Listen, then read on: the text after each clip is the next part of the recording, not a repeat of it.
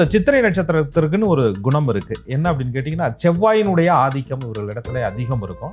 ஆனா இருக்கிற வீடுன்னு பாத்தீங்கன்னா புதனுடைய வீட்லயும் சுக்கிரனுடைய வீட்லயும் போயிருக்கும். செவ்வாய்னா அதீத வேகம், அதீத முரட்டு சுபாவம், அதீத கோபம், அதீத தைரியம், அதீத தன்னம்பிக்கை, இது எல்லாமே செவ்வாயினுடைய ஒரு குணம். இந்த நட்சத்திரத்தில் பிறந்தவர்களுக்கு இது இயல்பாவே இறைவன் கொடுத்த வரம். தனக்கு உரிமையான பொருளை எந்த ரூபத்திலையும் கேட்டு பெறணும் அப்படிங்கிற எண்ணம் என்பது சித்திரை நட்சத்திரத்தில் பிறந்தவர்களுக்கு அந்த பிறப்பிலேயே அவர்கள் தாயினுடைய அந்த வளர்ப்பிலேயே தெரிஞ்சிடும். எல்லா வயசுக்கு மீறிய சேட்டைகள் எல்லாம் பண்ண வைக்கிறது இந்த ராகு திசை. இந்த ராகு கூடா நட்பு கேடா விளையுங்கிற மாதிரி தப்பான நபர்களுடைய சேர்க்கையால சின்ன வயசுலேயே நிறைய தவறுகளை செய்வதற்கான வாய்ப்புகளை இவர்களுக்கு தூண்டுவார்.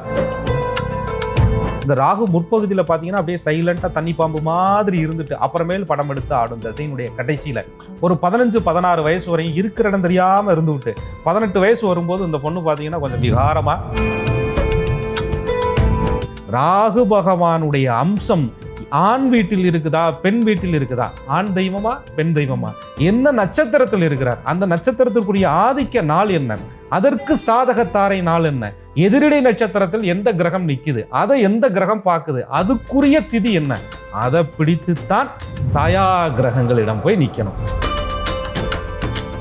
குரு நல்லா இருந்து வாழ்க்கை தருணத்துல அந்த தசை வந்தா மட்டும்தான் சித்திரை நட்சத்திரத்தில் பிறந்தவர்களுடைய வாழ்க்கை சூப்பரா இருக்கும். சரியில்லைன்னு சொன்னா, குரு தோஷம் இருந்துச்சுன்னு சொன்னா வாழ்க்கையே ரொம்ப கஷ்டமா இருக்கும். அப்ப அந்த குரு தோஷத்துக்கு என்ன சார் பண்ணணும்?